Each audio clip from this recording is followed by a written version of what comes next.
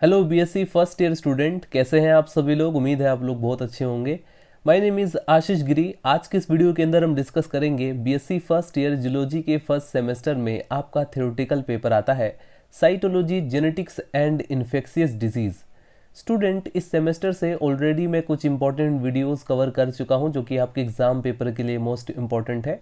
तो अगर आप उन वीडियोस को देखना चाहते हैं तो इसी वीडियो के डिस्क्रिप्शन बॉक्स में आपको लिंक मिल जाएगा, या फिर आप चैनल के अंदर जाएंगे आपको एक अलग से प्लेलिस्ट मिल जाएगा।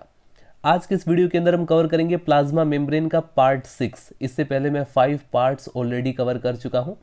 पार्ट 6 के अंदर आज हम कवर करेंगे पोर्स इन प्लाज्मा मेम्ब्रेन, यानी प्लाज्मा झिल्ली के अंदर जो छिद्र होते हैं, जो पोर्स होते हैं, उनकी मॉडल स्ट्रक्चर को भी डिस्कस करेंगे, फंक्शन के बारे में भी डिस्कस करेंगे।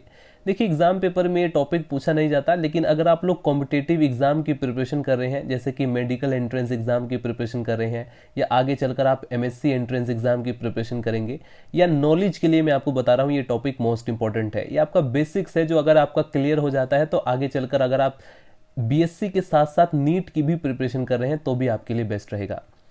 हेडिंग डाल लीजिए पोर्स इन प्लाज्मा मेम्ब्रेन। यदि आप बीएससी के कॉन्सेप्ट को हिंदी में समझना चाहते हैं तो आप इस चैनल से जुड़ सकते हैं।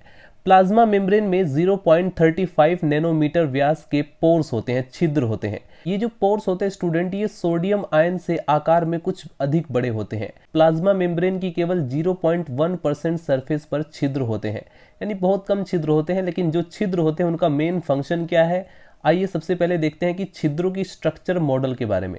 नंबर फर्स्ट पर आते हैं स्ट्रक्चरल पोर्स।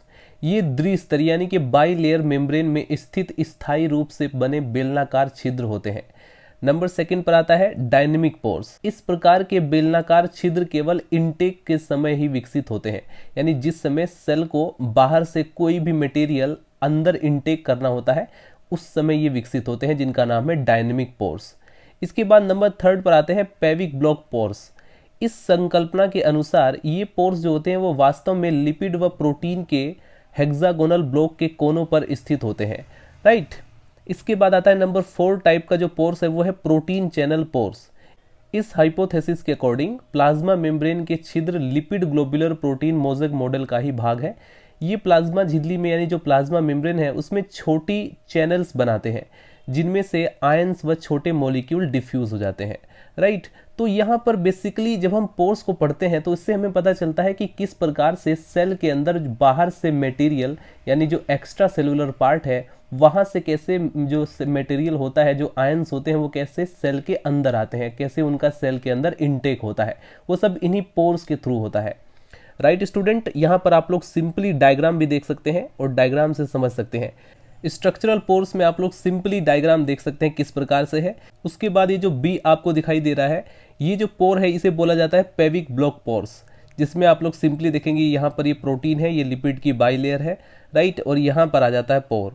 इसके बाद नंबर थर्ड पर जो आपको पोर दिखाई दे रहा है ये प्रोटीन चैनल पोर्स होते हैं, राइट। ये बेसिकली क्या है, इंट्रिंसिक प्रोटीन्स होते हैं जो कि प्लाज्मा मेम्ब्रेन में एम्बेडेड रहते हैं। इन्हीं प्रोटीन के बीच में पोर्स प्रेजेंट रहते हैं जिसे बोला जाता है protein channel pores.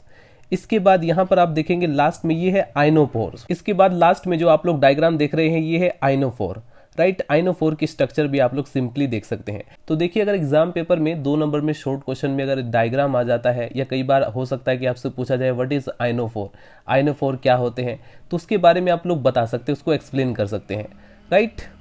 Finally student discuss करते हैं प्लाज्मा मेम्ब्रेन के अंदर मौजूद नंबर 5 टाइप का फोर्स जिसे बोलते हैं आइनोफोर। ये छोटे पॉलीपेप्टाइड है जिनका एक सिरा जल विरागी तथा दूसरा जो सिरा होता है वो जल रागी होता है, यानी कि एक हाइड्रोफोबिक होता है, एक हाइड्रोफिलिक होता है। जल विरागी जो सिरा होता है वो प्लाज्मा मेम्ब्रेन में रहता है, जबकि जो जल रागी सिरा होता है वो जल में विलयशील पदार्थों को लेकर के उन्हें दूसरे ओर पहुंचाता है। आइनोफोर्स जो होते हैं वो कोशिका के अंदर व बाहर पदार्थों के आवागमन का कंट्रोल करते हैं, उसको नियमन करते हैं, या फिर आप कह सकते हैं उसको रेगुलेट करते हैं। नेक्स्ट वीडियो के अंदर हम डिस्कस करेंगे प्लाज्मा मेम्ब्रेन के फंक्शन के बारे में, जो कि लास्ट पार्ट होगा प्लाज्मा मेम्ब्रेन का, और ये चैप्टर आपका फिनिश हो जाएगा। सो स्टूडेंट्स, मिलते हैं नेक्स्ट वीडियो में। Bye bye, Tata.